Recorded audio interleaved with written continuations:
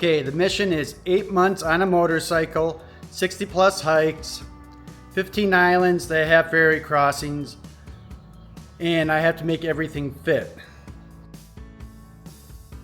Because the problem is, it's not just a hiking trip. It's not just a motorcycle trip, it's a combination. Hiking trip, you throw everything in your car, no problem.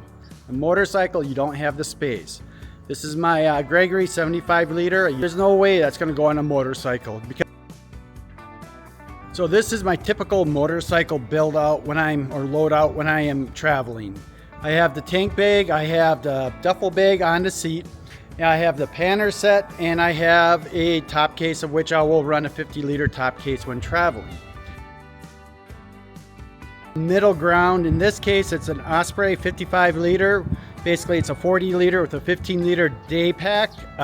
Could be good in that it can double as a hiking backpack. It could be a travel backpack. It could be also one where you put your laptop. And if you notice, it does fit on the motorcycle. Let's see how it fits over here on the scooter. So we will swap bags. It actually fits pretty good. And honestly, if I'm gonna have a scooter, I'm still gonna be running panners. So it actually is just about the right size. So today we're gonna solve that problem. What bags am I gonna take with me? And I'm gonna go through what I have currently that I use on a motorcycle as well as for hiking. We'll take a look at them and let's see if you agree as far as my final solution. And I'm gonna start here with basically bags that are mostly for hiking, but I have used them sometimes on a motorcycle, such as this one, which is just your hydration pack. Great if you don't really need to carry much with you on a warm weather day. I tell you what, two singular purpose, even though it makes sense, and it's just gonna take up a little bit of room, that's not gonna come with me. Then we have my typical day pack. I love this Osprey Talon. 22 liters, but it's not coming with me. Then we're going up in size. I got my Kelty 44 liters. Truly, you can fit a lot in here. It's not gonna come with me because this does not allow it, even though it has good space, to be a carry-on. It just makes it bulky. A couple times I've taken on airplanes, it just gets in the way. Then I have my Gregory. This is the all-star. As far as comfort, all day hiking, it's not gonna come with me, even though I'm doing multiple overday hikes. So then that brings us to, I call it my typical day bags. So first day bag's not really a backpack, but it's a sling. The sling comes on. This is where my phone lives. This is where my passport lives. This is with me non-stop. This one, staying with me.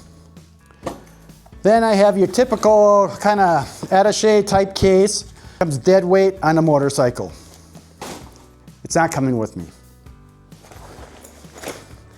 Then we have a 22 liter, I do believe, pack safe, might be 25.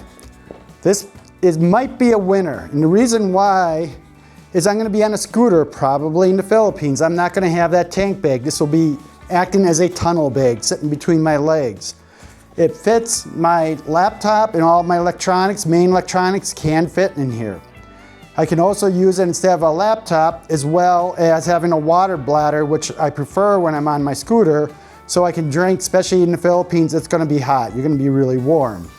It's built basically with snaps, so it is actually more secure also when you're walking around the city. And have I taken it on hikes? Absolutely. Even though it does not have kind of the built-in gravity belt, it actually does a pretty good job. And for a day hike, it works. You know what, this bag, it's staying. Then I have my regular civilian backpack. This backpack, it's gonna be given away. Yeah, let's do that. That brings us to the last pack as far as what we want. These are kind of combo packs because they both are 40 liter carry-on bags, fit in overhead storage, no problem. They're not gonna give you any troubles.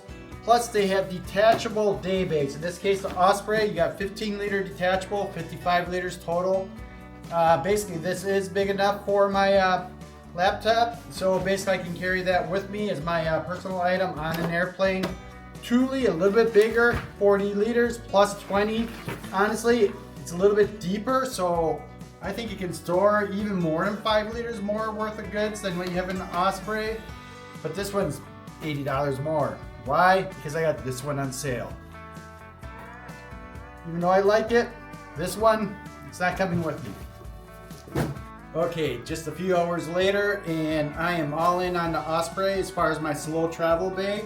I do like the fact that you can have your carry-on or actually your personal item bag in front of you. That's where you have your laptop and more valuable items. You can keep track of them.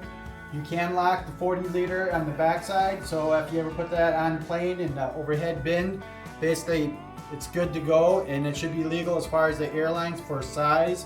I think this is going to be a good choice, and it also can fit easily in the pillion area.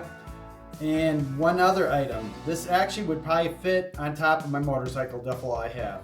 So that is yet to be determined if I also bring that. I will be bringing a very large duffel for my bulky motorcycle equipment, and that large duffel probably will disappear when I get to the Philippines, just because I won't need it for 8 months and I'll just buy another one when I'm there. So basically a cheap duffel to get those bulky items in. But overall, I think I'm set as far as my bags that I'll be taking with me. Let me know if you feel I made a good decision or if I missed a very important point, because sometimes that happens. And oh yeah, one side note, when you're walking around like this, one benefit is if you eat a lot of barbecue in the afternoon, you can't see barbecue belly. Anyways, all for now. Salamat Po. Ingat.